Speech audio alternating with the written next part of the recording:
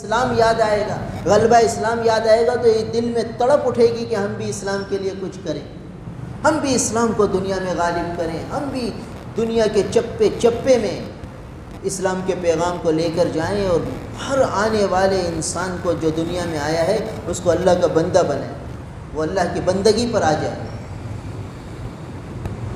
یہ تھا اسلام کا غلبہ۔ مگر دیکھیے انہوں نے تو غلبہ اسلام کے لیے ایسی قربانیاں دیں، اور ہم غلبہ اسلام کے لیے اتنا بھی نہیں کر سکتے کہ کم از کم اپنی ہجری تاریخ کو یاد تو رکھیں۔ ہمارے دن کا آغاز وہ غروب آفتاب سے ہو جاتے ہیں۔ آج 5ویں تاریخ شروع ہوگی، مگر یہ کسی کے یاد بھی نہیں ہوتا۔ ہاں 12 بج جائیں گے تو لوگ کہیں گے ہاں بھئی آپ آج دوسری تاریخ شروع ہوگی، اب 14 اگست شروع ہوگی، 12 بج گئے 14 اگست شروع ہوگی۔ یعنی اتنا ہمارے ذہنوں میں یہ بات بٹھائی گئی، بچے کے ذہن میں یہ بات بٹھائی گئی کہ 12 بجے کے بعد دن بدلتا ہے، حالانکہ دن تو غروب سے بدلتا ہے۔ رات آ گئی، اب شب ہفتہ شروع ہوئی، کل ہفتے کا دن ہوگا، پھر شب اتوار آئے گی، پھر اتوار کا دن ہوگا۔ مگر آج ہم سب بھول گئے، بلکہ ہم سے بھلوایا گیا ہے تاکہ ان کو ہجرت یاد ہی نہ رہے۔ ہجرت یاد ہوگی تو پھر غلبہ اسلام کی فکر اور تڑپ آئے گی مسلمان کے دل۔ ہجرت ہی یاد نہیں ہوگی تو کیسے غلبہ اسلام کا جذبہ دل میں آئے گا؟ تو اس لیے ہمیں باطل کی چالوں سے چوکنا رہنا ہے، اپنی اولادوں کو یہ ہجری تاریخ یاد دلانی ہے، اور ہجرت کے واقعات ان کے دماغوں میں بٹھانے ہیں، ذہنوں میں بٹھانے ہیں کہ دیکھو ہجرت ایسے ہوئی تھی، اتنی مشکلوں سے دین ہم تک پہنچا۔ اب اس دین کو باقی رکھنا، اس کو آگے پہنچانا ہماری ذمہ داری ہے۔ رسول اللہ صلی اللہ علیہ وسلم کا یہ مبارک دین، اسے باقی رکھنا، عمل کے ذریعے اپنے سراپا میں سمونا اور پھر اسے آگے تک پہنچانا، یہ ہماری ذمہ داری ہے۔ اب بتاؤ کس کو یہ ذمہ داری یاد ہے؟ یہ ذمہ داری جبھی تو یاد آئے گی جب ہجری تاریخ ہمارے سامنے ہو۔ تو ہم تو اگر دکان پر بیٹھے ہوئے بل بھی بناتے ہیں تو انگریزی تاریخ، بھئی انگریزی تاریخ کے ساتھ اوپر ہم اسلامی تاریخ بھی روزانہ لکھیں، کیا حرج ہے؟ یعنی اگر ہر تاجر یہ ذہن میں بٹھا لے کہ بھئی مجھے، چونکہ رواج ایک شمسی تاریخ کا بن چکا ہے تو چلو ٹھیک ہے، یہ تو منع بھی نہیں ہے، کوئی گناہ بھی نہیں ہے، منع بھی نہیں ہے، گناہ بھی نہیں ہے، جائز ہے، یہ نہیں کہ ناجائز ہے۔ تو یہ تاریخ بھی لکھ لو تاکہ چونکہ رواج میں ہے تو تاریخ کے اعتبار سے یاد رہے۔ اس کے اوپر قمری تاریخ بھی لکھیں کہ آج جو ہے 5 محرم الحرام 1443 ہجری، اس کے نیچے لکھیں 14 اگست 2021، دونوں کام ہو جائیں۔ یعنی اس سے منع نہیں ہے کہ شمسی تاریخ لکھو نہیں، بلکہ یہ جائز ہے، مباح ہے، کوئی گناہ نہیں ہے۔ مگر اسلامی قمری تاریخ یاد رکھنا یہ بھی تو ضروری ہے مسلمانوں کے لیے۔ اس ضرورت کو ہم بھول گئے کہ یہ بھی کوئی ضروری بات ہے۔ تو ہمارے بچوں کے ذہنوں میں یہ قمری مہینوں کے نام بھی یاد نہیں ہوتے، بس یہ کچھ یہ تہوار جیسے آ جاتے ہیں تو اس میں کچھ یاد رہ جاتے ہیں کہ آج فلاں تاریخ ہے، اس کے بعد بس کوئی یاد ہی نہیں۔ رمضان آئے گا تو شعبان آئے گا تو کچھ پتہ چلے گا، پھر رمضان آئے گا تو پتہ چلے گا، اس کے بعد پھر بھول گئے۔ اس لیے بھائی یہ ذمہ داری ہے ہم مسلمانوں کی کہ اپنے بچوں کو ہجری تاریخ سنائیں، سمجھائیں، ان کو روزانہ بتائیں کہ بھئی آج فلاں تاریخ ہے، آج فلاں تاریخ ہے۔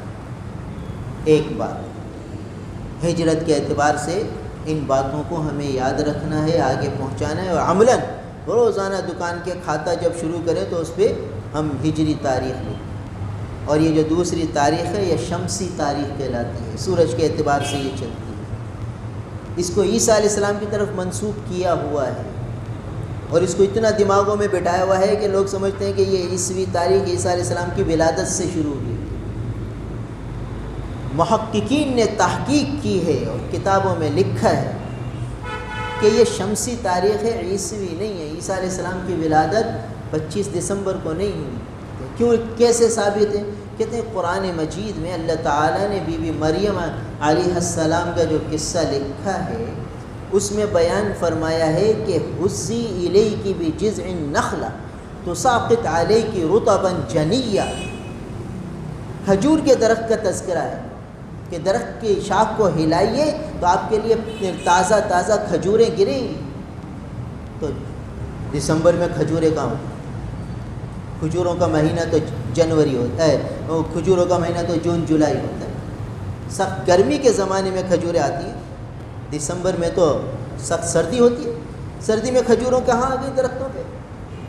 یہاں اللہ فرما رہے ہیں کہ کھجور ہلاؤ، درخت ہلاؤ، کھجوریں گریں گی۔ اس سے قرینہ ملتا ہے کہ یہ ولادت کی تاریخ پھیلا دی گئی ہے، دماغوں میں جو بٹھا دیے جائے۔ میڈیا ہے، میڈیا جو چیز دماغ میں بٹھا دے گا وہ بیٹھ جائے گی۔ تو بہرحال تحقیقی بات یہ ہے کہ یہ شمسی تاریخ کہلاتی ہے، شمسی، سورج کے اعتبار سے اس کا نظام ہے، اور یہ 365 سال ہوتے ہیں، اور 365 دن کا سال ہوتا ہے، پھر جیسے ہی 4 سال ہوتے ہیں 365، پھر جیسے ہی چوتھا سال آتا ہے تو آپ دیکھتے ہیں فروری کا 29 ہو جاتا ہے، ہر 4 سال بعد لیپ کا ایئر کہلاتا ہے اور وہ 29 کا ہو جاتا ہے فروری کا مہینہ، پھر 28، پھر چوتھا سال آتا ہے تو 29۔ تو بہرحال یہ تحقیق کی باتیں ہیں، بہرحال ہمیں یاد رہنی چاہیے، مسلمانوں کو یہ تاریخ کی چیزیں یاد رہنی چاہیے۔ اس کے بعد پھر یہ جو احادیث مبارکہ پڑھی گئیں، یہ ہمارے پیارے آقا نبی کریم صلی اللہ علیہ وسلم کے مبارک فرامین ہیں جو حضرات صحابہ کرام رضوان اللہ تعالی علیہ مجمعین نے محفوظ فرمائے اور ہم تک پہنچائے۔ 14 صدیاں بیت گئیں، یہ مبارک کلمات آج بھی اپنا اثر دکھا رہے ہیں، آج بھی اس میں وہی مہک ہے جو اس وقت تھی، اور آج بھی یہ عمل پر ابھارنے کے لیے مؤثر ہے۔ رسول اللہ صلی اللہ علیہ وسلم کے فرامین کو عقیدت اور محبت سے آدمی پڑھے تو عمل کا جذبہ بیدار ہوتا ہے، عمل کی طرف آدمی راغب ہوتا ہے۔ یہ رسول اللہ صلی اللہ علیہ وسلم کے فرامین مبارکہ کی تاثیر ہے کہ جو سچے دل سے عمل کے جذبے سے سنے گا عمل بیدار ہو، اور جو غفلت لاپرواہی کرے گا بھائی اسے کیا، کچھ بھی نہیں حاصل ہوگا۔ تو یہ وہ مبارک فرامین ہیں جو 10 محرم کے روزے سے متعلق ہیں۔ مختلف صحابہ کرام نے رسول اللہ صلی اللہ علیہ وسلم کی مجالس مبارکہ میں مختلف ارشادات سنے اور اپنے شاگردوں کو بیان فرمایا، انہوں نے اپنے شاگردوں کو، یہاں تک کہ یہ مبارک فرامین آج 14 صدیوں بعد ہم تک پہنچے ہوئے کہ کس موقع پر رسول اللہ صلی اللہ علیہ وسلم نے کیا فرمایا، کس موقع پر کیا فرمایا۔ تو یہ عاشورے کے روزے سے متعلق تفصیلات آ رہی ہیں، 10 محرم الحرام کے روزے سے متعلق۔ دیکھو بھائی ہمارا دین تو سراپا عمل ہی کی تعلیم دیتا ہے، دین میں عمل ہی عمل ہے، دین میں باتیں نہیں ہیں، عمل ہے۔ دیکھیے خوشی کا موقع ہے تب بھی عمل ہے، غمی کا موقع ہے تب بھی عمل ہے۔ فتح مکہ ہوا نا، فتح مکہ کتنا بڑا خوشی کا موقع تھا۔ تو سیدہ ہندہ رضی اللہ تعالیٰ عنہ فرماتی ہیں، اس وقت مسلمان نہ ہوئی تھی، پھر بعد میں مسلمان ہوئی، فتح مکہ کے بعد مسلمان ہوئی۔ فرماتی ہیں کہ میں نے سوچا کہ آج تو مسلمانوں نے مکہ فتح کر لیا، تو ان کا گھر حرم کے قریب ہی تھا، انہوں نے سوچا کہ میں گھر کی چھت پہ چڑھوں، دیکھوں آج پہلی رات ہے فتح مکہ کی، تو مسلمان کیا رت جگہ کرتے ہیں، کیا رت جگہ کرتے ہیں، کیا خوشیاں مناتے ہیں، کیا کرتے ہیں۔ کیونکہ اس زمانے میں جب کوئی لشکر فتح حاصل کرتا تھا تو رات کو جشن ہوتا تھا، آگ جلائی جاتی تھی اور نیزے بازیاں ہوتی تھیں اور غلط شرابیں پی جاتی تھیں اور غلط کام کیے جاتے تھے، ناچ گانے ہوتے تھے، اس طرح وہ لوگ جشن مناتے تھے۔ تو سیدہ ہندہ رضی اللہ تعالیٰ عنہ فرماتی ہیں کہ میں نے سوچا کہ میں دیکھوں کہ مسلمان یہ فتح کی خوشی اور جشن فتح کیسے مناتے۔ تو فرمایا کہ میں اپنے گھر کی چھت پہ چڑھی، میں نے مطاف کو دیکھا تو دیکھا کہ کچھ صحابہ فاتحین بیت اللہ کے طواف میں لگے ہوئے، کچھ فاتحین نوافل پڑھنے میں لگے ہوئے، کچھ فاتحین ہاتھ اٹھائے دعاؤں میں لگے ہوئے ہیں، ان کی آنکھوں سے آنسو جاری۔ میں یہ منظر دیکھ کر حیران رہ گئی کہ یہ فاتح قوم ہے، یہ جشن ہے ان کا، تو یہ ہے ہمارے مسلمانوں کا جشن کہ اللہ کا شکر ادا کر رہے ہیں. کوئی طواف میں شکر ادا کر رہا ہے، کوئی نوافل پڑھ کے شکر ادا کر رہا ہے، کوئی ہاتھیں اٹھا کے دعا مانگ کے شکر ادا کر رہا ہے. ہر ایک شکر کی کیفیت میں لگا. ناچ گانے گھومنا پھرنا یہ نہیں تھا اسلام، عمل ہی عمل تھا. لہٰذا عید کا دن آتا ہے 2 رکعت اور بڑھا دی، یہ 2 رکعت پڑھنا واجب قرار دیا. عید الفطر پہ 2 رکعت پڑھو، نماز عید واجب ہے. عید الاضحیٰ 2 رکعت اور بڑھا دی. 5 نمازیں ویسے ہی ہیں، ایک بھی نماز معاف نہیں کی، ایک نماز اور واجب بڑھا دی کہ 2 رکعت اور پڑھو، 4 سجدے اور کرو اللہ کے سامنے، یہ تمہاری خوشی کا دن ہے. تو ہمارے یہاں تو جشن اسلام میں ایسے منایا جاتا ہے. خوشی کے موقع یہ بتایا کہ ایسے خوشی کا موقع ہوتا ہے، اور غمی کا موقع کیا بتایا؟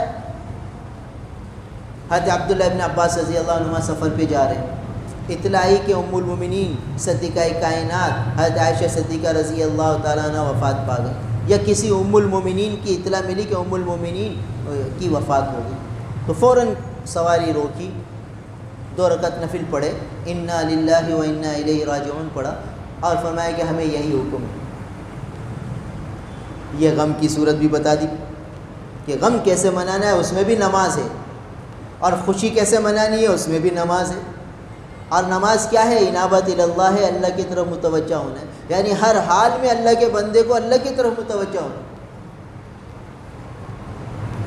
تو جشن کا طریقہ بھی ہمارا دین تعلیم دیتا ہے، اور وہ صحابہ نے جشن فتح مکہ بنا کے بتایا کہ کیسے بنتا ہے. سیدہ ہندہ اس کی راویہ ہیں کہ کیسے منایا انہوں نے جشن فتح مکہ. تو اس لیے ہمیں تو ہمارا دین عمل ہی عمل سکھاتا ہے. لہٰذا یہ جو فرامین مبارکہ ہیں امام الانبیاء نبی کریم صلی اللہ علیہ وسلم کے، اس میں عمل ہے، عمل کی باتیں. کہ عاشورے کے دن کیا کرنا ہے؟ 10 محرم کا دن ہے. اس عاشورے سے بہت سی اسلامی تاریخیں وابستہ ہیں. کتابوں میں لکھا ہے کہ غالباً آدم علیہ السلام کی جو پیدائش ہوئی ہے، آدم علیہ السلام کو جو اللہ نے بنایا اور روح پھونکی اس میں، وہ 10 محرم الحرام کا دن. پھر جب ان کو جنت میں داخل فرمایا تو وہ بھی 10 محرم کا دن. حضرت نوح علیہ السلام کی کشتی جب جودی پہاڑ پہ رکی ہے تو وہ 10 محرم عاشورے کا دن. موسیٰ علیہ السلام جو بحر کلثم سے پار ہوئے اور فرعون غرق آب ہوا، وہ بھی عاشورے کا دن، 10 محرم کا دن. اور بعض روایات سے کچھ اشارے ملتے ہیں کہ قیامت بھی 10 محرم کو ہو. قیامت بھی جو واقع ہوگی تو وہ 10 محرم جمعہ کا دن ہوگا. کچھ قرائن ملتے ہیں. تو 10 محرم کی شان پہلے ہی سے بڑی. حضرت حسین رضی اللہ تعالیٰ کی شہادت تو 60 ہجری میں ہوئی، اور اس دن کی عظمت تو پہلے سے ہی ہے. تو بہرحال بات یہاں سے چلی کہ عاشورے کے دن سے متعلق ہمارے پیارے آقا نے کیا تعلیم ارشاد فرمائی، کیا عمل کی باتیں ارشاد فرمائی. تو حضرت ابو ہریرہ رضی اللہ تعالیٰ عنہ فرماتے ہیں کہ رسول اللہ صلی اللہ علیہ وسلم نے فرمایا افضل الصیام بعد رمضان، رمضان کے بعد نفل روزوں میں افضل ترین روزہ شہر اللہ المحرم، محرم کے مہینے کا روزہ ہے. محرم کے مہینے کا روزہ. اس حدیث سے بعض علماء یہ فرماتے ہیں کہ اس سے مراد عاشورے کا روزہ ہے، اور بعض یہ فرماتے ہیں کہ نہیں، پورا محرم الحرام کا مہینہ، اس میں نفل روزے عام نفل روزوں سے افضل ہیں، کیونکہ یہ اشہر حرم میں سے، حرمت والے مہینوں میں سے، اور سال کا پہلا مہینہ ہے. اس لیے پہلے مہینے میں جب آدمی کثرت سے روزے رکھے گا کہ افضل ترین نفل روزے ہیں. جیسے تہجد کی نماز نفل نمازوں میں سب سے افضل، ایسے نفل روزوں میں سب سے افضل روزے محرم کے مہینے کے روزے. لہٰذا محرم کے مہینے میں آدمی روزے کا اہتمام کر، ایام 20 کے اعتبار سے رکھ لے، 9-10 محرم کا تو رکھنا ہی ہے، اس کی مستقل فضیلت آ رہی ہے، اور پیر جمعرات کا رکھ لے. جتنا اللہ ہمت دے آدمی زیادہ سے زیادہ روزے رکھے کہ نئے سال کا آغاز اللہ تعالیٰ کی بندگی سے ہو. اور یہ اشارہ ہو کہ یا اللہ یہ پہلا مہینہ ہے، اب سارے مہینے اپنی اطاعت اپنی فرما برداری میں گزروا دیجئے اور اپنی نافرمانی سے گناہوں سے ہماری حفاظت فرما دیجئے۔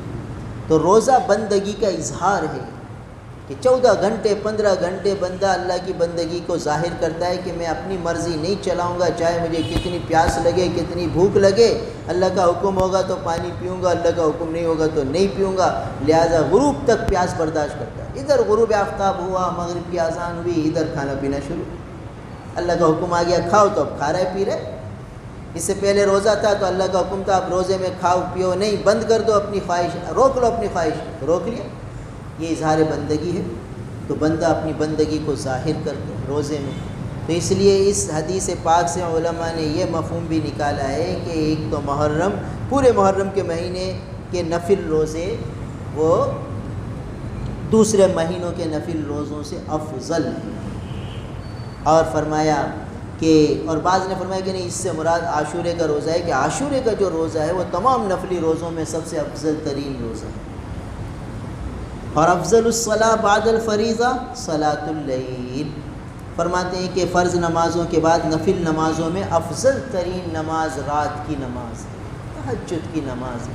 دیکھیے امام الانبیاء کس طرح اپنی امت کو ترغیب دے رہے ہیں نفلی اعمال۔ یہ رواہ مسلم، یہ مسلم شریف کی روایت ہے۔